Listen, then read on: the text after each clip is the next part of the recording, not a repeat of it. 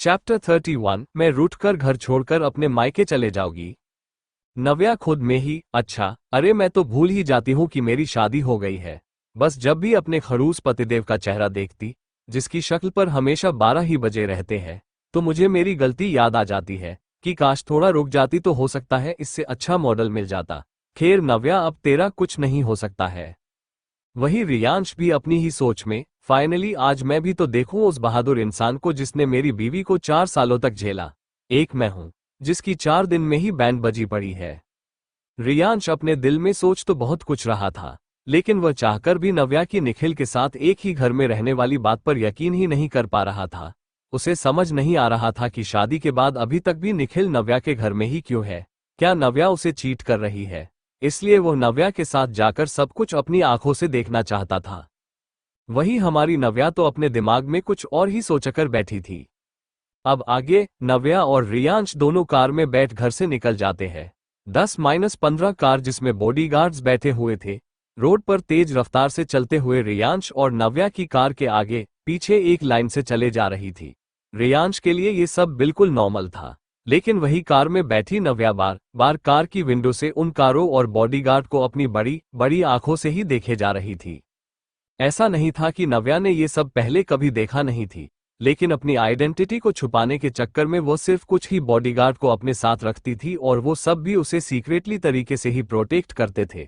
नव्या को अचानक ही याद आता है कि कैसे निखिल के प्यार में पड़कर उसने अपने ही बॉडीगार्ड्स को खुद से ज्यादा निखिल के ऑर्डर फॉलो करने का बोल दिया था।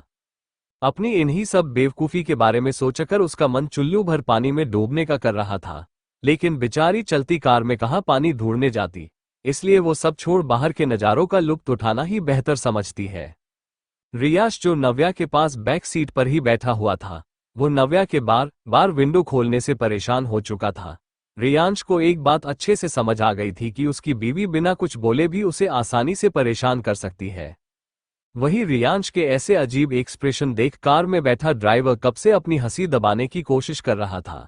आखिर उसने आज पहली बार अपने बॉस को इतना बेबस जो देखा था, वरना अगर अभी नव्या की जगह कोई और होता तो रियांश कब से उसे अपनी कार से बाहर फिकवा चुका होता। रियांश नव्या को कार का शीशा नीचे करने का बोलता है, लेकिन वही नव्या ने तो उसकी बात सुनी ही नहीं। वह तो किसी ढीठ की तरह अपने ही ख्यालों में कहीं गुम थी। नव्या के इग्नोर करने से रियांश कुछ सोचता कि तभी उसका ध्यान अपने ड्राइवर पर जाता है, जिसे देख ऐसा लग रहा था जैसे वह मन ही मन उस पर हंस रहा हो। यही सोच रियांश गुस्से में पहले ड्राइवर को देखता है और फिर उसे कुछ इशारा करता है। वही रियांश के ऐसे घूरने से ड्राइवर को तो अब ऐसा लग रहा था जैसे उसने बैठे बिठाए यमदूत को अपनी सीट बुक करने के लिए इनवाइट कर दिया हो। रियांश नव्या को बिना किसी वार्निंग के अपनी तरफ खींचता है और रियांश का इशारा समझ जल्दी ही ड्राइवर विंडो को लॉक कर देता है। अचानक इस तरह खींचने से नव्या खुद को संभाल नहीं पाती है और रियांश के सीने से जा टकराती है। इस समय नव्या के दोनों हाथ रियांश की चेस्ट पर थे, वही रियांश के दोनों हाथ नव्या की कमर के चारों ओर से लिपटे हुए थे। रियांश ने ऐसा कुछ होने की बिल्कुल भी उम्मीद नहीं की थी। उसके दिल की धड़कन बुलेट ट्रेन की स्पीड से चलने लगती है। रियांश नव्या की आंखों में देख यही समझने की कोशिश कर रहा था कि जब भी वह नव्या के करीब जाता है तो हर बार उसकी दिल की धड़कन इतनी तेज क्यों हो जाती है। जहां रियांश यही सब सोच बिना पलक झपकाए नव्या को देखे जा रहा था, वही नव्या का भी कुछ यही हाल था। उसे भी रियांश की करीबी बेचैन कर रही थी। नव्या के लिए यह एहसास एकदम नया था, क्योंकि वो कभी निखिल के भी इतना करीब नहीं गई थी। लेकिन नव्या तो ठहरी, नव्या उसे 2 मिनट भी नहीं लगे रोमांटिक माहौल का कबाड़ा करने में। अरे अब जो इंसान पहले ही प्यार में धोखा खा चुका हो, वो दोबारा इतनी जल्दी कुएं में कूदने की गलती थोड़ी ना करेगा। नव्या रियांश से थोड़ा अलग होते हुए अपने दोनों हाथों को आंखों पर रख फिर हाथों को चेहरे के सामने इधर उधर घुमाते हुए अजीब तरीके से अपनी आंखें टिमटिमाने लगती है। वही रियांश को नव्या के यूं दूर हटने से अच्छा नहीं लगा रहा था। पहली बार उसे नव्या की करीबी सुकून दे रही थी, लेकिन उसकी ऐसी हरकतें देख रियांश तो यही समझने की कोशिश कर रहा था कि आखिर अचानक उसकी बीवी को क्या हो गया है। लेकिन रियांश को ये बात जानने के लिए ज्यादा मेहनत नहीं करनी पड़ी, क्योंकि उसके इस तरह देखने से नव्या कहाँ चुप रहने वाली थी। नव्या, मेरे प्यारे पतिदेव, आप मुझे ऐसे क्यों देख रहे हैं? आप सीरियल नहीं देखते क्या? जब हस्बैंड अपनी वाइफ को प्यार से देखता है तो उसकी वाइफ पूरी तरह शर्मा जाती है, बोलकर ऐसे स्माइल करने लगती है जैसे उसने आज बहुत ही इंपॉर्टेंट बात अपने पति को बताई हो। रियांश को अब जाकर समझ में आया कि नव्या इतनी देर से शर्मा रही थी, लेकिन अपनी बीवी की शर्माने की इतनी बकवास एक्टिंग देखकर तो उसकी बोलती ही बंद हो गई थी। उसका मन कर रहा था कि अभी वो उन सीरियल वालों की कंप्लेन कर दे। रियांश खुद में ही बड़बड़ाते हुए, हाय रे मेरी फूटी किस्मत, कैसी बीवी मिली है मुझे। इसे देख तो लगता है ये फ्यूचर में मेरे रोमांटिक मूड का सत्यानाश करने में 1 मिनट भी नहीं लगाएगी। तभी रियांश को समझ आता है कि वह नव्या के बारे में क्या सोच रहा है। वो जल्दी से अपना सिर झटक फिर अपना मोबाइल निकाल उसमें बिजी हो जाता है, लेकिन ना चाहते हुए भी वो तिरछी नजरों से नव्या को ही देखे जा रहा था। वही नव्या तो ऐसे बैठी थी जैसे अभी कुछ हुआ ही नहीं। जल्दी ही उनकी कार नव्या के विला पर पहुंच जाती है। नव्या 3 दिन बाद अपने विला को देख बहुत खुश थी। आखिर यहाँ की हर एक चीज नव्या की पसंद की जो थी। जैसे जैसे कार अंदर जा रही थी रियांश विला की खूबसूरती देखते ही जा रहा था। वहां का शानदार नजारा देख अब जाकर रियांश को समझ आया कि उसका विला देखकर भी नव्या के एक्सप्रेशन इतने नॉर्मल ही क्यों थे। नव्या रियांश के साथ जल्दी ही मेन गेट पर पहुंच जाती है। ये पहली बार था जब रियांश नव्या के चेहरे पर सुकून देख पा रहा था, वरना हंसने का रिकॉर्ड तो उसकी बीवी रोज ही बनाती थी। नव्या गेट खोलने के लिए जैसे ही फिंगरप्रिंट लगाने वाली होती है, तभी अचानक वो रियांश का हाथ पकड़ उस सेंसर पर कुछ की प्रेस करती है। फिर बीप के आवाज के बाद रियांश से हंसते हुए, ये लो मैंने तुम्हारे फिंगरप्रिंट इसमें ऐड कर दिए हैं।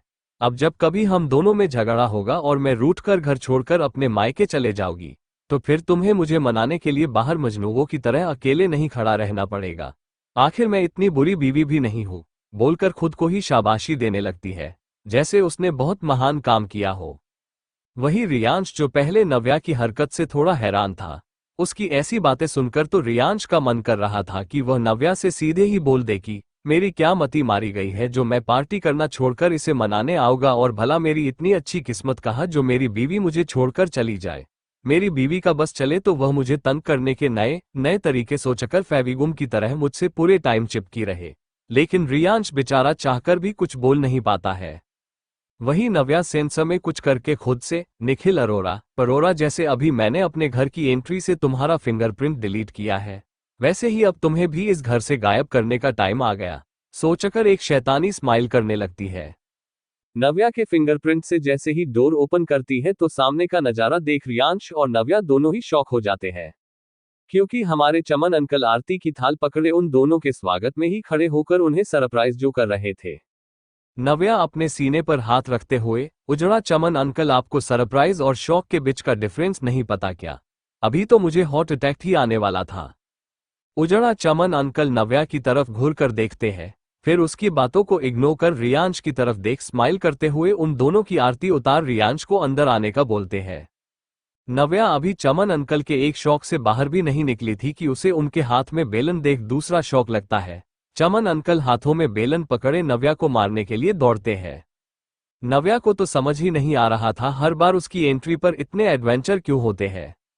नव्या चमन से बचते हुए जोर जोर से, मैंने सिर्फ सुना था कि बुढ़ापे में लोग सटिया जाते हैं, लेकिन आज अपनी आंखों से देख भी लिया। चमन उसी तरह, बूढ़ा किसको बोला, नव्या की बच्ची आज तो तुझे मैं छोड़ूंगा नहीं। आखिर तुम कब सुधरोगी? मैंने सोचा था कि तुम शादी के बाद समझदार हो जाओगी और मेरे दामाद का ख्याल रखोगी, लेकिन तुम्हारी हरकतें अब भी बिल्कुल वैसी की वैसी ही है। नव्या, अरे उजड़ा चमन अंकल अब बताओगे भी कि आखिर मैंने किया क्या है? चमन उसे अपने मोबाइल में कल रात की नव्या के रियांश को परेशान करने वाली एक फोटो दिखाता है, जो नव्या ने चुपके से क्लिक करके सुबह ही चमन अंकल को भेज उन्हें अपनी सारी करतूत बताई थी। नव्या को अब अफसोस हो रहा था, उसे तो लगा था कि चमन अंकल उसकी तारीफ करेंगे, लेकिन यहां पर तो सब उल्टा ही हो गया। नव्या को गुस्से में देख चमन, अब तुम्हें इतना गुस्सा क्यों आ रहा है?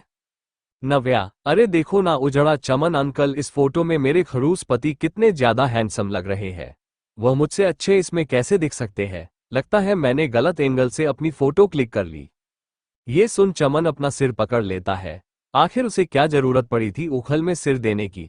चमन को शुरू से ही निखिल फूटी आंख भी नहीं भाता था, इसलिए जब से उसने रियांश और नव्या की शादी के बारे में सुना था, तब से उसकी खुशी कम होने का नाम नहीं ले रही थी।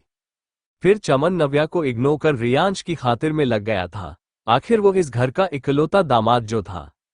ये देख नव्या का मुंह बन जाता है।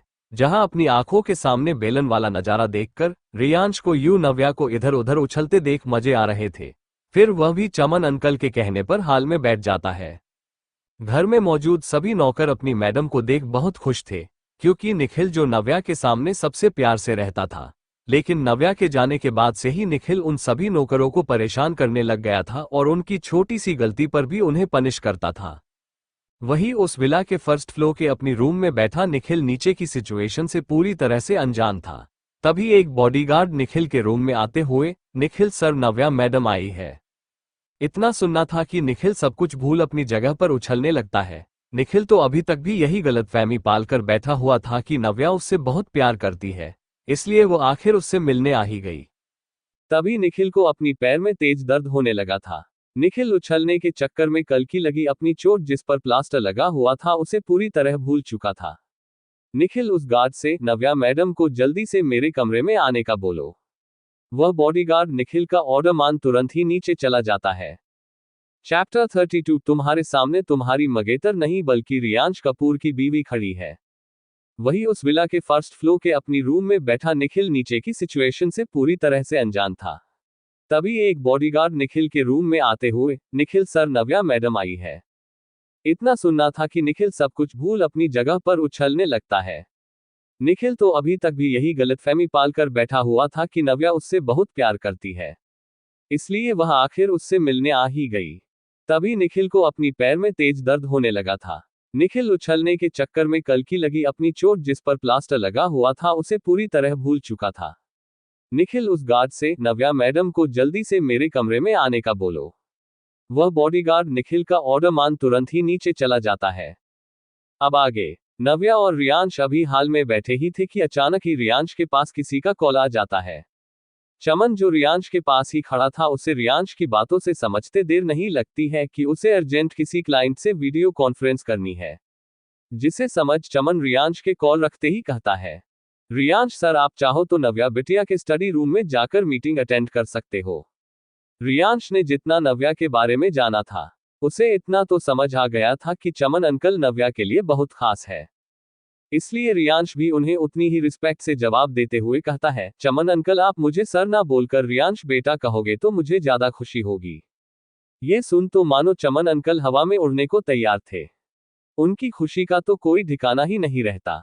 आखिर उन्हें पहली नजर में ही रियांश नव्या के लिए अच्छा लगा था और अब तो उसकी ऐसी बातें सुन उनका दिल गदगद हो चुका था। फिर चमन रियांश की बातों पर स्माइल कर उसे हाँ में जवाब देते हैं। फिर वह नव्या के रूम के पास बने स्टडी रूम की ओर रियांश को लेकर चले जाते हैं। वही नव्या का उन दोनों का ऐसा भरत मिलाप देखकर मुंह बन जाता है। नव्या को तो अब ऐसा लगने लगा था कि उसका हस्बैंड बिन पगार पूरा अधिकार समझ उसके चहेते लोगों को अपनी साइड करने में लगा हुआ है। थोड़े ही टाइम बाद वहां पर वही बॉडीगार्ड आते हुए नव्या से, नव्या मैडम, आपको निखिल सर ने अपने रूम में बुलाया है। नव्या खुद में ही, ओह हो, लगता है मेरे रिजेक्टेड दूल्हे को मेरी याद आ रही है। चल नव्या बेटा, लग जा काम पर। अगर किसी को जल्दी ही बेघर होने की पड़ी है तो मुझे भी शुभ काम में देरी नहीं करनी चाहिए। नव्या, ठीक है, चलो चलते हैं। वही चमन अंकल जो रियांश को स्टडी रूम में छोड़कर वापस आ रहे थे, उन्होंने भी बॉडीगार्ड की बातें सुन ली थी। चमन अंकल नव्या की तरफ देख हंसते हुए, नव्या बिटिया, तुम जल्दी से कचरा साफ करके आओ, मैं तब तक अपने दामाद के लिए कुछ स्पेशल बनवाता हूँ। फिर धीमी आवाज में, और अपने लिए पॉपकॉर्न, आखिर मुझे शो मिस नहीं करना चाहिए। नव्या उनकी बातों को इग्नोर कर निखिल के रूम में चले जाती है। निखिल जो बेड पर बैठे हुए नव्या का ही वेट कर रहा था, वह नव्या को देखकर तुंथी लगड़ाते हुए जैसे ही उसकी तरफ जाकर उसे हक करने वाला था, तभी उसे अचानक से याद आता है कि नव्या ने तो हमेशा ही उसे शादी से पहले टच करने से मना किया हुआ था। नव्या को भी निखिल के इस तरह रुकने से समझते देर नहीं लगती है। नव्या खुद से ही, मैं भी कितनी बेवकूफ थी जो मैंने इसे हमेशा टच करने से रोका। अगर मैं पहले ही इसकी मन की बातें सुन लेती तो मुझे इतने सालों तक इस चपटगंजू को झेलना नहीं पड़ता। वही निखिल नव्या के पास जाकर स्माइल करते हुए, मैं जानता हूं कि तुम मुझसे बहुत प्यार करती हो। आखिर तुम्हें मेरी याद आ ही गई ना, और यह सब शादी का ड्रामा भी बस तुमने हर बार की तरह मेरा अटेंशन पाने के लिए ही किया है ना। अगर तुम्हें मेरी कोई बात बुरी लगी थी तो तुम मुझे पहले ही बता देती। तुम्हें ये सब करने की जरूरत नहीं थी। खैर, बाकी सब बातें बाद में करेंगे। पहले जल्दी से चलकर हम दोनों शादी कर लेते हैं। नव्या को तो समझ ही नहीं आ रहा थी कि वह ये बात सुन हंसे या रोए। आखिर वह इस जैसे मंदबुद्धि बेवकूफ के प्यार में कैसे पड़ गई थी। नव्या, मिस्टर निखिल अरोरा, मेरी शादी पहले ही हो चुकी है। इसलिए अगर मेरा रिजेक्टेड दूल्हा अभी भी मेरे घर में ही रहेगा तो मैं लोगों को क्या ही जवाब दूंगी। इसलिए तुम्हारे पास आधा घंटा है। जितना जल्दी हो सके अपना सामान पैक करके निकलो। वही निखिल को तो नव्या की बातें तीर की तरह चुभ रही थी। जिस लड़की को इतने सालों से बेवकूफ बनाकर वह ऐशो आराम की जिंदगी जी रहा था, अचानक उसे ऐसा क्या हो गया कि वह सीधे उसे घर से ही जाने को बोल रही है। तभी निखिल को अचानक उसकी फाइल का ध्यान आता है, जो कि शादी वाले दिन से ही गायब थी। निखिल खुद में ही कहीं नव्या के हाथ में वह फाइल तो नहीं लग गई। फिर खुद की बातों को नकारते हुए, नहीं ऐसा नहीं हो सकता। अगर ऐसा होता तो नव्या मुझे कभी इतनी आसानी से जाने नहीं देती। मुझे जल्दी ही उस फाइल को ढूंढना होगा, वरना मेरी 4 सालों की मेहनत पूरी तरह से बर्बाद हो जाएगी। मुझे कैसे भी करके नव्या को मनाना होगा। वही नव्या ने तो उसी दिन से अपने दिमाग में प्लान तैयार करके बैठी थी। उसने सोच लिया था कि वह निखिल को इतनी आसानी से तो नहीं छोड़ेगी। अभी तो उसने उसे घर से निकालने की पहली शुरुआत ही की थी। निखिल जैसे ही नव्या को मनाने के लिए कुछ बोलने वाला था, तभी चमन अंकल अपने हाथों में गिफ्ट बॉक्स पकड़े अंदर आते हुए, अरे तुम तो एक नंबर के आलसी हो। तुमने तो अभी तक पैकिंग स्टार्ट भी नहीं की। खैर वह सब छोड़ो, ये लो मैं तुम्हारे लिए फेयरवेल गिफ्ट लाया हूँ, बोलकर निखिल के हाथों में बॉक्स पकड़ा देता है। ये सुन जहां नव्या को गिफ्ट बॉक्स देख हंसी आ जाती है, वही नव्या की हंसी से निखिल को लगता है कि जरूर नव्या उसे मनाने के लिए ये गिफ्ट लाई होगी। यही सोच निखिल एक्साइटेड होकर जैसे ही बॉक्स खोलता है तो उसकी आंखें फटी की फटी रह जाती है। निखिल अपने कांपते हाथों से बॉक्स पकड़े उसे हवा में उछाल रूम में इधर उधर भागते हुए, सांप सांप कोई बचाओ मुझे, बोलकर चमन की तरफ गुस्से से, आप पागल हो गए हो? कोई किसी को सांप गिफ्ट करता है क्या? चमन उसी तरह, अरे हाँ तुम सही कह रहे हो, मैं तो तुम्हारी शक्ल देख पहले गिरगिट या नेवला लाने वाला था, लेकिन उसके पास स्टॉक में अवेलेबल नहीं थे, इसलिए मुझे सांप से ही काम चलाना पड़ा। फिर नव्या और चमन हंसते हुए रूम से निकल वापस हाल में आ जाते हैं। निखिल को जैसे ही ध्यान आता है कि नव्या चले गई है तो वह भी उसके पीछे लगड़ाते कदमों से भागते हुए नव्या के बॉडीगार्ड्स को बुला लेता है। उन सभी बॉडीगार्ड का हेड अर्जुन निखिल की बात सुन तुरंत ही नव्या के पास आ जाता है। उनकी नजरों में तो उनकी मैडम निखिल सर से बहुत प्यार करती थी, इसलिए तो वह सभी आज तक उनके ऑर्डर फॉलो कर निखिल सर की सभी बात मानते थे। वह सभी गार्ड्स तो अभी तक इस बात से पूरी तरह अनजान थे कि उनकी नव्या मैडम ने शादी कर ली है। अब उन बेचारे गार्ड्स को कौन ही समझाए कि कहीं उन दोनों को एक करने के चक्कर में निखिल के साथ उनकी भी छुट्टी ना हो जाए। वही निखिल तो अपने ओवर कॉन्फिडेंस में अभी भी मानने को तैयार ही नहीं था कि नव्या उसे घर से निकाल रही है। उल्टा वह उसी की पावर से उसे डराने की कोशिश कर रहा था।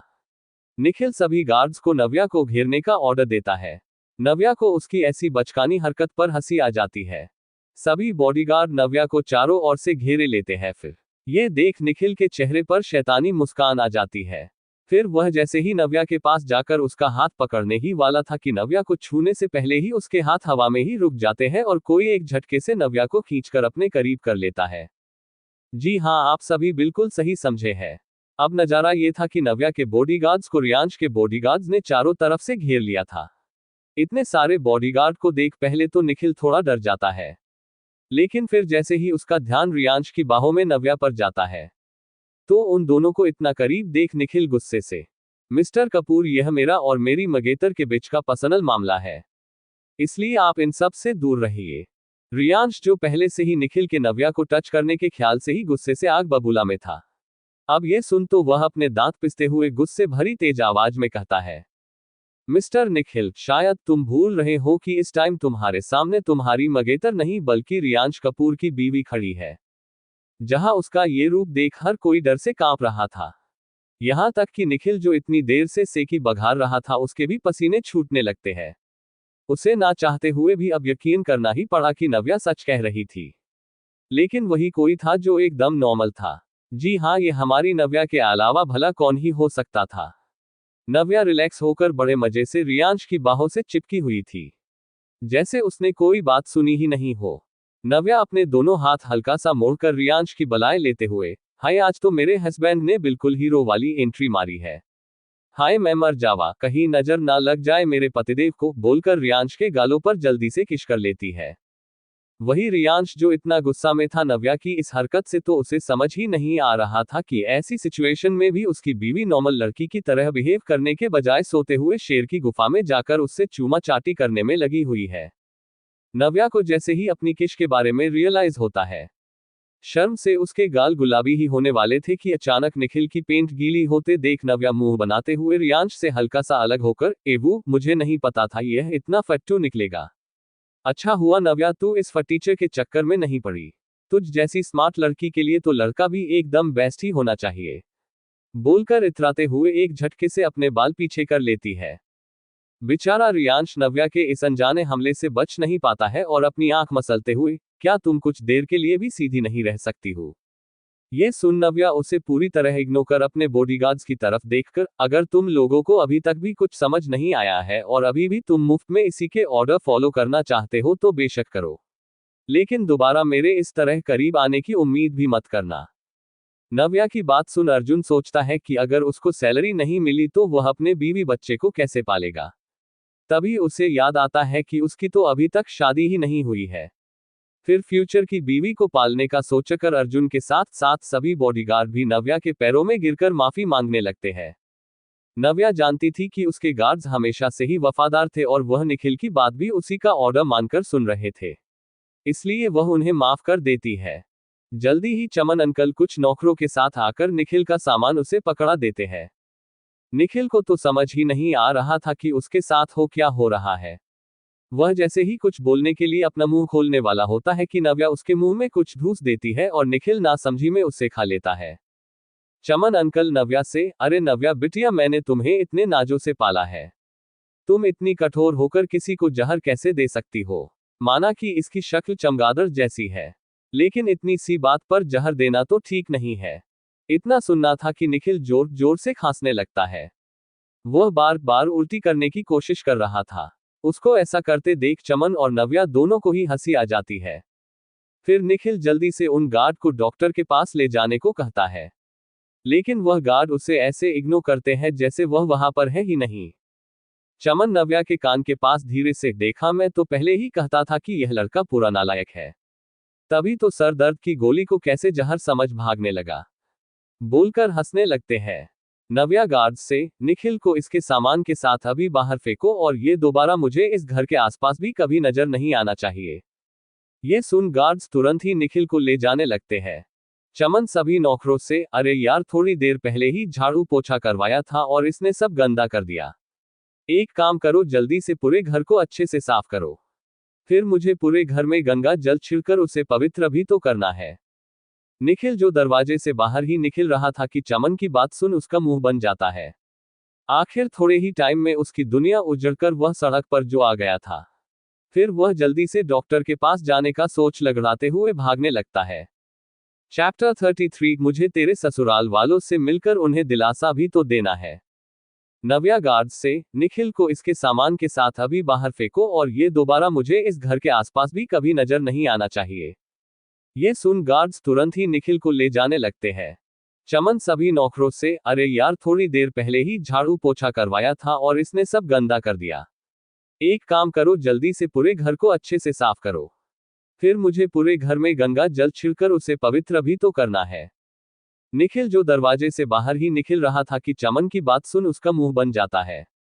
आखिर थोड़े ही टाइम में उसकी दुनिया उजड़कर वह सड़क पर जो आ गया था।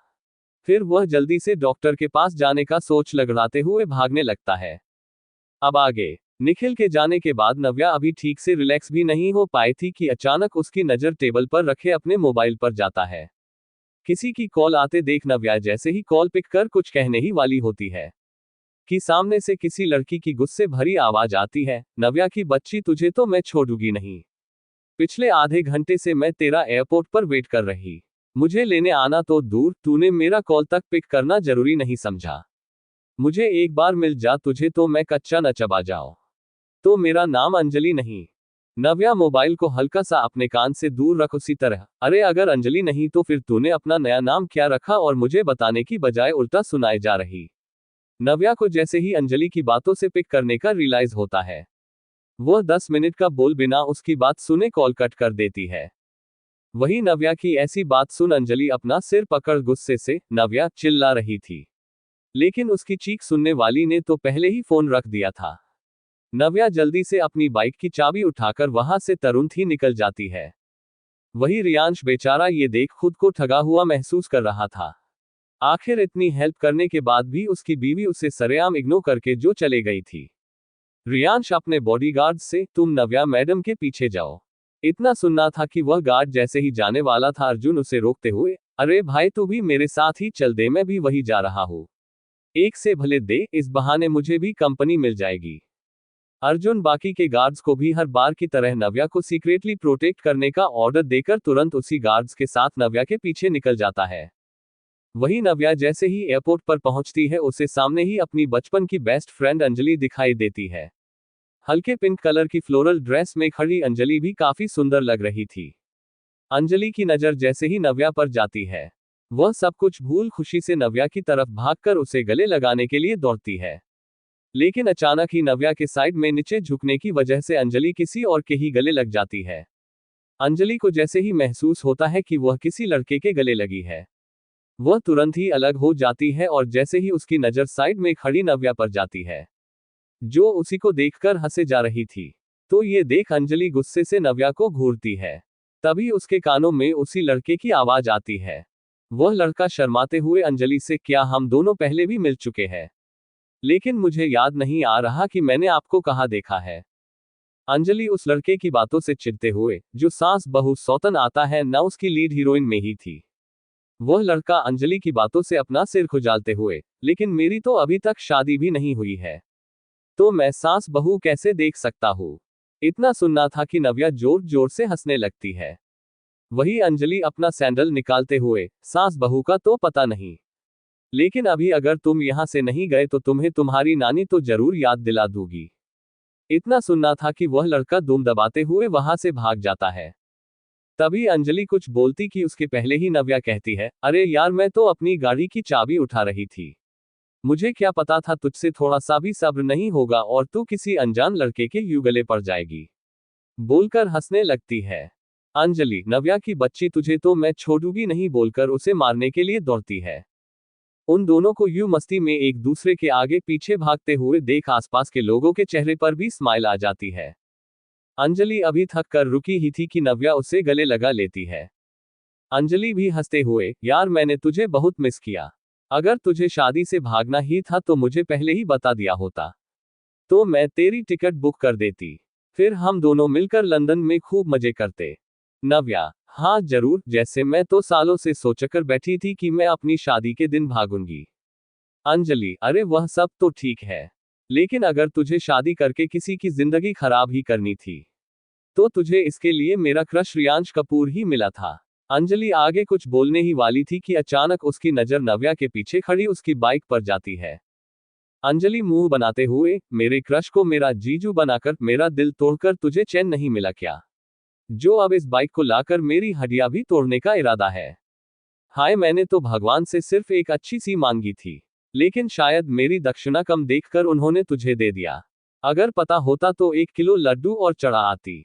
नव्या, उसी तरह अगर तुझे तेज बाइक से डर लगता है तो सीधे बोलना, इतनी सी बात के लिए बेचारे भगवान को क्यों तंग कर रही है? बोलकर हंसने लगती है क्योंकि उसे अच्छे से पता था अंजलि बाइक से बहुत डरती है। बेचारी अंजलि के पास तो कुछ बोलने के लिए बचा ही नहीं था। उसे पता था उसकी दोस्त जानबूझकर उसे तंग करने के लिए बाइक लाई है। नव्या तुरंत ही अर्जुन को देख उसे अपने पास बुलाती है और उसे बाइक की चाबी देते हुए उससे कार की चाबी लेकर तुरंत ही अंजलि के साथ कार में बैठकर निकल जाती है। अर्जुन भी बिना कुछ कहे नव्या का ऑर्डर मान तुरंत ही उनके पीछे चल देता है। नव्या कार ड्राइव करते हुए, अब बताएगी भी कि तूने अचानक इंडिया आने का प्लान कैसे बना लिया। चैप्टर 34। अंजलि चहकते हुए, अरे मैंने नया बॉयफ्रेंड बनाया है और वह इस टाइम इंडिया में ही है, बस इसलिए मैं भी इंडिया चली आई। खैर वह सब छोड़, पहले हम दोनों शॉपिंग पर चलते हैं, फिर बाद में मुझे तेरे ससुराल वालों से मिलकर उन्हें दिलासा भी तो देना है। बोलकर हंसने लगती है। नव्या हंसते हुए, ये कौन सी नई बात है कि तुझे 15 बार फिर से सच्चा प्यार हो गया? तभी नव्या को याद आता है कि रियांश के रूम में हर चीज व्हाइट कलर में ही है। यही सोच वह भी थोड़ी शॉपिंग करने का सोचती है। ये सुन अंजलि का मुंह बना जाता है। आखिर उसकी प्यार की गाड़ी चलती कम और उसमें ब्रेकअप ज्यादा होते थे। वही बेचारा रियांश इन सब से अनजान ऑफिस में अपना काम कर रहा था कि उसकी बीवी जो अब तक सिर्फ उसी के पीछे पड़ी हुई थी, अब उसकी नजर उसके रूम पर भी पड़ गई है। अंजलि चहकते हुए, अरे मैंने नया बॉयफ्रेंड बनाया है और वह इस टाइम इंडिया में ही है, बस इसलिए मैं भी इंडिया चली आई। खैर वह सब छोड़, पहले हम दोनों शॉपिंग पर चलते हैं, फिर बाद में मुझे तेरे ससुराल वालों से मिलकर उन्हें दिलासा भी तो देना है, बोलकर हंसने लगती है। नव्या हंसते हुए, ये कौन सी नई बात है कि तुझे 15 बार फिर से सच्चा प्यार हो गया। तभी नव्या को याद आता है कि रियांश के रूम में हर चीज व्हाइट कलर में ही है। यही सोच वह भी थोड़ी शॉपिंग करने का सोचती है। ये सुन अंजलि का मुंह बना जाता है। आखिर उसकी प्यार की गाड़ी चलती कम और उसमें ब्रेकअप ज्यादा होते थे। वही बेचारा रियांश इन सब से अनजान ऑफिस में अपना काम कर रहा था कि उसकी बीवी जो अब तक सिर्फ उसी के पीछे पड़ी हुई थी, अब उसकी नजर उसके रूम पर भी पड़ गई है। अब आगे नव्या और अंजलि दोनों कार में बैठे बातें कर ही रहे थे कि तभी अंजलि चहकते हुए, यार मैं तो बहुत एक्साइटेड हूँ, फाइनली तेरी वजह से मैं पहली बार अपने क्रश रियांश कपूर से जो मिल पाऊंगी। वैसे अच्छा ही हुआ जो तेरे सिर से निखिल के प्यार का भूत तो उतरा और तूने उस चिलकुजे निखिल से शादी नहीं की। अंजलि फिर कुछ सोचते हुए, लेकिन मुझे एक बात समझ नहीं आई कि अचानक शादी के दिन ऐसा क्या हुआ जो तू अपनी शादी से ही भाग गई। अगर भागना ही था तो कम से कम मुझे पहले ही बता दिया होता, तो मैं इतनी सजावट वेस्ट नहीं होने देती और किसी और की शादी करवाकर 2-4 पैसे ही कमाकर किसी गरीब का भला कर देती। नव्या अंजलि की बातें चुपचाप सुने जा रही थी। तभी नव्या अपने शादी वाले दिन के बारे में सोचते हुए अंजलि को बताते हुए, फ्लैशबैक, नव्या अपने शादी के जोड़े में चहकते हुए निखिल के स्टडी रूम में जैसे ही एंटर करती है, उसके कानों में निखिल की किसी लड़की से हंसकर बात करने की आवाज सुनाई देती है। अरे यार डार्लिंग, मैं सिर्फ शादी उस नव्या से कर रहा हूँ, लेकिन प्यार तो मैं केवल तुमसे ही करता हूँ। तुम तो जानती हो ना, उसे शादी के लिए मनाने के चक्कर में मुझे कितने पापड़ बेलने पड़े थे, वरना हर बार उसका वो बुरा नौकर तो कभी उसके दोस्त और रिलेटिव आकर उसे मेरे खिलाफ भड़काने में कोई कसर नहीं छोड़ते थे। लेकिन कुछ भी कहो, है तो बहुत मासूम, तभी तो हर बार प्यार का नाटक कर उसे इमोशनली ब्लैकमेल करके सबके मंसूबों पर पानी फेर देता था, बोलकर हंसने लगता है। वही नव्या जो ये सब सुन रही थी, उसे तो अपने कानों पर यकीन ही नहीं हो रहा था। नव्या को खुद पर ही गुस्सा आ रहा था कि उसने अपने रिलेटिव और चमन अंकल की बातें क्यों नहीं मानी, लेकिन उसकी तो अक्ल पर जैसे कर्टन लग गए थे। नव्या बेवकूफ तो बिल्कुल नहीं थी, लेकिन नव्या का दिल इतना साफ था कि वह निखिल की इतनी केयर और उसके झूठे दिखावे को प्यार समझती रही। नव्या निखिल की बातें सुन जैसे ही वापस जाने वाली होती है, फिर वह दोबारा निखिल के पास जाकर हाथ पकड़ अपनी सुपर पावर का इस्तेमाल करते हुए, पहले इस्तेमाल करो फिर विश्वास करो, सोचकर उसके मन की बात सुनने लगती है। निखिल अचानक नव्या की इस एक्शन से पहले तो हैरान होता है, लेकिन फिर कुछ सोचते हुए अपने मन में ही कहने लगता है, अब इस समय ये यहाँ पर क्या कर रही है, कहीं इसने मेरी बातें तो नहीं सुन ली। वैसे कुछ भी कहो, इसे बेवकूफ बनाना तो मेरे बाएं हाथ का खेल है। बस जल्दी से इससे शादी कर लूं, फिर इसकी उस छोटी सी कंपनी को मैं अपने नाम करवाकर इसे इसके ही घर से बाहर निकाल फेंकूंगा। फिर उसके बाद मुझे मेरा असली मकसद पूरा कर सबसे आमिर इंसान भी तो बनना है, सोचते हुए मन ही मन मुस्कुराने लगता है। नव्या निखिल की बातें सुन ऊपर देखते हुए, है भगवान, देखा, इसलिए मैं किसी को टच नहीं करती हूँ। आज भी मुझे अपनी सुपर पावर से खुद के लिए बुरा ही सुनने को मिला। फिर भगवान को कोसते हुए, कहीं आपने जानबूझकर तो मुझे ये पावर नहीं दी ताकि आप अपने मन की भड़ास मुझसे लोगों के जरिए निकाल सके। वैसे जो भी हो, लेकिन आज तो मेरी सुपर पावर ने कमाल कर दिया, इसलिए इस बार मैं आपको माफ कर देती हूँ, लेकिन नेक्स्ट टाइम से थोड़ी कम गालियां सुनवाना। फिर नव्या निखिल की तरफ देख खुद में ही, सड़े हुए आम के छिलके, बारिश की नाली से निकले बदबूदार कीड़े, तुझे मैंने अनारकली की तरह दीवार में नहीं चुनवा दिया तो मेरा नाम नव्या नहीं। मुझे बेवकूफ कहने वाला आज तक खुद ये नहीं जान पाया कि मैं ओबरॉय कॉर्पोरेशन की इकलौती मालकिन हूँ। बड़ा आया मुझसे शादी करने वाला, अब तू मुझसे क्या किसी से भी शादी करने के लायक नहीं रहेगा। तेरी बॉडी में ऐसा वायरस इंस्टॉल करूंगी ना कि कोई भी एंटीवायरस तेरी 7 नस्लों को ठीक नहीं कर पाएगा, बोलकर शैतानी हंसी हंसने लगती है। Flashback and. नव्या सब कुछ अंजलि को बता देती है। तभी नव्या को अचानक निखिल के रूम में मिली फाइल के बारे में याद आता है। नव्या खुद में ही, अभी तो सिर्फ शुरुआत है, तुम्हें तो मैं ऐसा सबक सिखाऊंगी कि तुम्हारा मकसद पूरा होना तो दूर की बात है, आइंदा तुम कुछ सोचने के लायक भी नहीं रहोगे। लेकिन उसके लिए मुझे थोड़ी सावधानी से काम लेना होगा। इसलिए नव्या तू अभी अपने अंदर के छोटे भीम को थोड़ी देर के लिए शांत कर ले। वही अंजलि पहले तो ध्यान से नव्या की सारी बातें सुने जा रही थी। उसे निखिल पर बहुत गुस्सा आ रहा था, लेकिन निखिल की कैसे रियांश जीजू ने बैंड बजाई थी यह सुनकर उसे बहुत मजा आता है। अंजलि खुद से ही, काश मेरी फ्लाइट थोड़ी जल्दी लैंड हो जाती तो इतना अच्छा शो मुझसे मिस नहीं होता। खैर अंजलि, अब तेरा कुछ नहीं हो सकता। वैसे भी जैसी मेरी फ्रेंड है, मुझे आगे बहुत से शो ऐसे ही फ्री में देखने को मिल जाएंगे। तभी नव्या को खुद में मुस्कुराते देख अंजलि, ये लो मैं तेरे बारे में सोचकर इतना सेटी हुए जा रही हूँ। मेरे इतने सारे टिश्यू खराब हो गए और एक तू है जो मुझे चुप करवाने के बजाय मेरे जीजू के ख्यालों में खोई हुई है। हाय रे मेरी फूटी किस्मत। एक ही तो इकलौती दोस्त थी मेरी और अब उसे भी मेरे क्रश ने अपनी तरफ कर लिया। कहीं तू जीजू के साथ अपने रोमांटिक मोमेंट्स को तो मिस नहीं कर रही है? अगर ऐसा है तो लगे हाथ हम साथ में बच्चों की भी शॉपिंग कर लेंगे। भला नेक काम में देरी कैसी बोलकर हंसने लगती है। नव्या अपने मन में, मेरे खड़ूस हस्बैंड की शक्ल देख मैं सिर्फ हंस सकती हूँ, लेकिन उसके साथ रोमांस इम्पॉसिबल। लेकिन ये बात मेरी इस नालायक दोस्त को कौन ही समझाए। इसका बस चले तो मुझे ये रोमांटिक होने के 101 तरीके बताना शुरू कर दे। फिर नव्या उसकी ऐसी नौटंकी देख बिना किसी वार्निंग के एक मुक्का अंजलि के मुंह पर मारती है।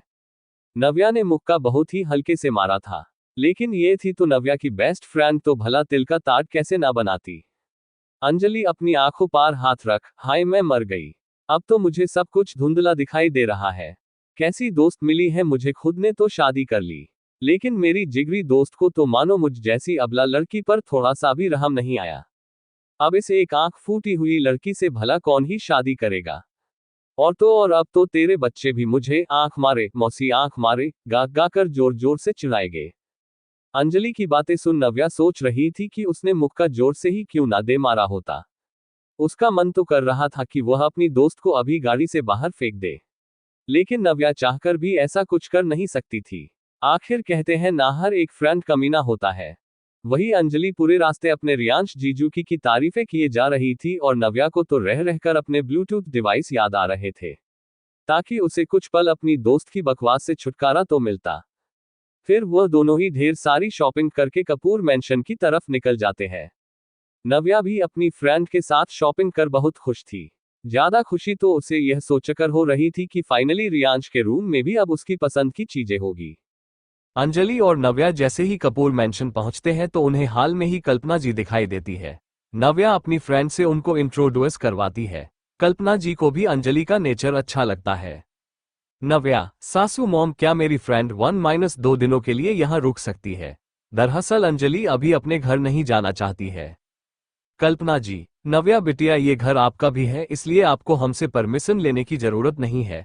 आप अंजलि को अपने रूम में लेकर जाओ, तब तक मैं गेस्ट रूम रेडी करवाती हूँ। नव्या चहकते हुए, ठीक है सासू मॉम, तब तक मैं अपना रूम भी सेट कर लूंगी। नव्या की स्माइल देख कल्पना जी के भी चेहरे पर भी स्माइल आ जाती है।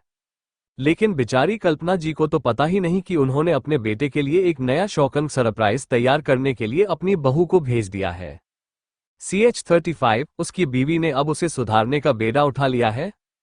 नव्या, सासू मॉम, क्या मेरी फ्रेंड 1-2 दिनों के लिए यहाँ रुक सकती है? दरअसल अंजलि अभी अपने घर नहीं जाना चाहती है। कल्पना जी, नव्या बिटिया ये घर आपका भी है, इसलिए आपको हमसे परमिशन लेने की जरूरत नहीं है। आप अंजलि को अपने रूम में लेकर जाओ, तब तक मैं गेस्ट रूम रेडी करवाती हूँ। नव्या चहकते हुए, ठीक है सासू मॉम, तब तक मैं अपना रूम भी सेट कर लूंगी। नव्या की स्माइल देख कल्पना जी के भी चेहरे पर भी स्माइल आ जाती है। लेकिन बेचारी कल्पना जी को तो पता ही नहीं कि उन्होंने अपने बेटे के लिए एक नया शॉकिंग सरप्राइज तैयार करने के लिए अपनी बहू को भेज दिया है। अब आगे, नव्या जब अंजलि को अपने और रियांश के रूम में लेकर जाती है, तो वो उस रूम को देखती ही रह जाती है। वहां की हर चीज व्हाइट कलर में उस रूम को बहुत ही सुंदर और एलिगेंट लुक दे रही थी। बेड की दीवार के बीचों बीच रियांश की बहुत बड़ी सी तस्वीर लगी हुई थी, जिसमें वो बहुत ही ज्यादा हैंडसम लग रहा था। नव्या, अगर तेरा मेरे पति को देख ताड़ना हो गया हो तो अब तू बैठ सकती है, तब तक रूम सेटअप कर लेती हूँ। अंजलि उसी तरह, अरे मैं मेरे जीजू को ताड़ नहीं रही, बल्कि उनकी फोटो से ही उन्हें दिलासा देने की कोशिश कर रही हूँ कि भगवान उन्हें उनकी बीवी को झेलने की हिम्मत दे। आखिरकार एकलौती साली होने के नाते मेरा भी तो कोई फर्ज बनता है। लेकिन मैंने भगवान से ऐसी कोई विश नहीं की है कि मेरे जीजू की लाइफ से सारी मुसीबतों को दूर करना, इसलिए तू बिल्कुल भी टेंशन मत ले, तू सेफ है, बोलकर हंसने लगती है। लेकिन नव्या उसे गुस्से से घूरने के अलावा कुछ कर भी नहीं सकती थी। आखिर अंजलि ही एक ऐसी इंसान थी जो नव्या के सामने कुछ भी बोल सकती थी, वरना बाकियों को तो वह बोलने का मौका वैसे ही नहीं देती थी। कुछ टाइम बाद नव्या और अंजलि को रूम सेटअप करने में पता ही नहीं चलता है कि शाम कब हो गई। अंजलि भी जल्दी से जाकर गेस्ट रूम में फ्रेश हो रेडी हो जाती है। वही हमारी नव्या तो बार बार अपने रूम को देख मन ही मन खुश हो रही थी। आखिर वहां की हर चीज अब उसकी पसंद की जो थी। फिर नव्या जल्दी से रेडी होकर शॉर्ट नाइटी पहन लेती है। अपनी एक्साइटमेंट में नव्या का ध्यान ही नहीं जाता है कि उसने शॉर्ट्स पहने हुए हैं, जिससे उसके खुले पैर साफ दिख रहे थे। नव्या इस समय बहुत ही क्यूट एंड हॉट लग रही थी। नव्या अभी खुश ही हो रही थी कि अचानक अपने रूम में अंजलि को यूं रोते हुए आते देख नव्या की खुशी पल भर में ही गायब हो जाती है। नव्या, क्या हुआ है यार, तू इतना रो क्यों रही है? अब बताएगी भी कि हुआ क्या है? अंजलि रोते हुए, नव्या यार मेरा तो दिल ही टूट गया, मेरा फिर से ब्रेकअप हो गया। अभी अभी तो मेरी बगिया में प्यार के फूल खिले थे, लेकिन मेरे उस कमीने बॉयफ्रेंड ने माली को बोलकर सारे पौधों को ही कटवा दिया। बोलते हुए जोर जोर से रोने लगती है। नव्या अपना सिर पकड़ते हुए खुद से ही, ये और इसके ब्रेकअप, इतनी जल्दी तो लोग अपना स्टेटस चेंज नहीं करते जितनी जल्दी यह अपने बॉयफ्रेंड बदल लेती है। जैसे कोई नई सिम कार्ड लेगी तो ज्यादा ऑफर मिलेंगे। नव्या खुद को थोड़ा शांत करते हुए, लेकिन सुबह तक तो सब ठीक था, अचानक ऐसा क्या हुआ कि तुम दोनों ने ब्रेकअप कर लिया? अंजलि उसी तरह, वो उसके एक फ्रेंड के साथ रहता है, तो मैंने तो उसे सिर्फ इतना ही कहा था कि तुम्हारे फ्रेंड की नाक एकदम पकोड़े के जैसी लगती है और वह हर टाइम तुमसे चिपका हुआ रहता है, इसलिए मुझे तो डाउट होता है कि तुम मेरे नहीं बल्कि उसके बॉयफ्रेंड हो। नव्या चौंकते हुए, क्या एक मैसेज से उसने तुमसे ब्रेकअप कर लिया? अंजलि अपने आंसू पोंछते हुए उसी तरह, हाँ यार, यही बात तो मेरी भी कुछ समझ नहीं आई कि मेरे एक मैसेज से उसने ब्रेकअप कर लिया। जबकि तुम्हें पता है जिस टाइम मैंने ये मैसेज भेजा था तो उस ग्रुप में उसके ज्यादातर फ्रेंड ने तो मेरी बात पर हामी भी भरी थी और उसके कुछ फ्रेंड तो मुंह पर हाथ रख हंसने वाली इमोजी भी भेज रहे थे। इतना सुनना था कि नव्या के पास अपनी दोस्त की समझदारी में कहने के लिए कोई शब्द ही नहीं थे। आखिर उसकी महान दोस्त अपने बॉयफ्रेंड से ग्रुप चैट में ऐसी बात कर रही थी। यही सोच नव्या को ज्यादा तरस तो उसके बॉयफ्रेंड के ऊपर आ रहा था, जिस बेचारे की इज्जत सरेआम उसकी एकलौती दोस्त ने नीलाम जो कर दी थी। अंजलि कुछ सोचते हुए, यार कुछ भी कहो लेकिन तूने तो कमाल ही कर दिया था। ब्रेकअप सॉन्ग गाकर पार्टी करना छोड़ तूने तो डायरेक्ट शादी ही कर ली थी। इसलिए अब मैं भी सोच रही हूँ कि शादी करके सेटल हो जाओ और जल्दी से 6-7 बच्चे पैदा करके उनका ध्यान रखो, ताकि मेरा मन लगा रहेगा। नव्या, अरे मन लगाने के लिए बच्चे पैदा करने की क्या जरूरत है, मैं हूं ना तेरा मूड ठीक करने के लिए। अंजलि उसी तरह, यार देख, माना कि आजकल की जनरेशन काफी एडवांस हो गई है, लेकिन मैंने तुझे हमेशा सिर्फ अपनी बेस्ट फ्रेंड ही समझा है, इसलिए मेरा ऐसा कोई इरादा नहीं है। नव्या को जैसे ही उसकी बातों का मतलब समझ आता है वो उसे पिलो उठाकर मारने लगती है। फिर क्या था, थोड़ी ही देर में दोनों ने ही पिलो से लेकर कॉस्मेटिक तक सारा सामान एक दूसरे के ऊपर फेंकते हुए पूरे रूम में बिखरा दिया था। नव्या हंसते हुए, तुझे पता है, जब मुझे उस सड़े हुए सेब की शक्ल वाले ने चिट किया था ना, तब मैंने जमकर खूब सारा मेकअप किया था। वो मैंने सुना था कि लड़कियां को अपने बॉयफ्रेंड से ज्यादा अपने मेकअप किट से प्यार होता है। इतना सुनना था कि अंजलि नव्या का मेकअप किट उठाकर मेकअप करने लगती है। इतना ही नहीं, वह नव्या के लिप पर भी स्ट्रॉबेरी फ्लेवर की लिपस्टिक लगा देती है। अब तक रियांश भी अपना सब काम खत्म कर ऑफिस से घर आ चुका था, लेकिन उसे थोड़ी पता था कि उसकी बीवी ने उसके लिए नया बवाल रेडी करके रखा था। वहीं नव्या और अंजलि का ये सब ड्रामा अभी चल ही रहा था कि रियांश अचानक से कमरे में आ जाता है। रियांश रूम का नजारा देखते हुए, सॉरी शायद मैं गलत रूम में आ गया, वो जैसे ही यह बोलकर वापस जाने वाला होता है, अंजलि रियांश को देख जोर से चीखती है, अरे जीजू आप बिल्कुल सही रूम में आए हैं, ये आपका ही रूम है, कहते हुए रियांश के सामने जाकर खड़ी हो जाती है। रियांश जैसे ही उसकी बातें सुन रूम में चारों ओर ध्यान से देखता है तो हर तरफ कॉस्मेटिक, पिलो और जगह जगह चिप्स स्नैक्स के पैकेट पड़े हुए थे। यहाँ तक कि रूम में जहाँ सभी चीजें व्हाइट कलर की थी अब वो बदलकर ब्लू एंड पिंक कलर हो गया था। रियांश को तो ये सब देखकर ऐसा लग रहा था जैसे उसकी गैर मौजूदगी में दुश्मन आकर उसके रूम पर हमला करके चले गए हो। लेकिन रियांश के लिए तो ये शुभ काम उसके दुश्मनों के बजाय उसकी बीवी ने ही कर दिया था। रियांश अभी यही सब सोच रहा था कि तभी अंजलि की आवाज उसके कानों में पड़ती है। अंजलि चहकते हुए, रियांश जीजू आप यही सोच रहे हैं ना कि ये खूबसूरत लड़की कौन है जो आपके सामने खड़ी है। मेरी इस फ्रेंड से तो कोई उम्मीद ही नहीं की जा सकती है, इसलिए मैं ही आपको बता देती हूँ कहते हुए, मेरा नाम अंजलि है और मैं आपकी बीवी की एकलौती बचपन की दोस्त हूँ, साथ ही आपकी एकलौती साली भी कहते हुए हंसने लगती है। रियांश को अब पूरा यकीन हो चुका था कि उसकी बीवी जिसके साथ भी रहती है उसे भी अपनी ही तरह पागल कर देती होगी। इसका जीता जगता नमूआ उसके सामने था। रियांश अंजलि को स्माइल पास कर उससे खुद को इंट्रोड्यूस करके हाथ मिला लेता है। वही नव्या जो ये सब देख रही थी, वो रियांश की बनावटी स्माइल देख खुद से ही, क्या मेरे खड़ूस पति को ठीक से स्माइल करते भी नहीं आता है? लगता है नव्या तुझे बहुत मेहनत करनी होगी। आखिर एक बीवी होने के नाते मेरा भी फर्ज बनता है कि अपने पति की गलत चीजों को सुधारूं, वरना मेरे दोस्तों के सामने मेरी क्या ही इज्जत रह जाएगी। यही सोच वो मन ही मन स्माइल करने लगती है। अगर रियांश को नव्या की बातों की थोड़ी सी भी भनक लग जाती कि उसकी बीवी ने अब उसे सुधारने का बेड़ा उठा लिया है, तो वह अपने ऑफिस में ही रात गुजारने में अपनी भलाई समझता। अंजलि रियांश की तरफ देख शरारती स्माइल करते हुए, मुझे लगता है अब मुझे यहाँ रुककर कबाब में हड्डी नहीं बनना चाहिए, वरना आप दोनों मुझे ही मन में गालियां दोगे कि मेरी वजह से आपको रोमांस करने का टाइम नहीं मिला, कहते हुए नव्या की तरफ आई विंक करते हुए वहां से चले जाती है। नव्या अंजलि को जैसे ही मारने के लिए खड़ी होती है कि अंजलि तब तक वहां से भाग जाती है।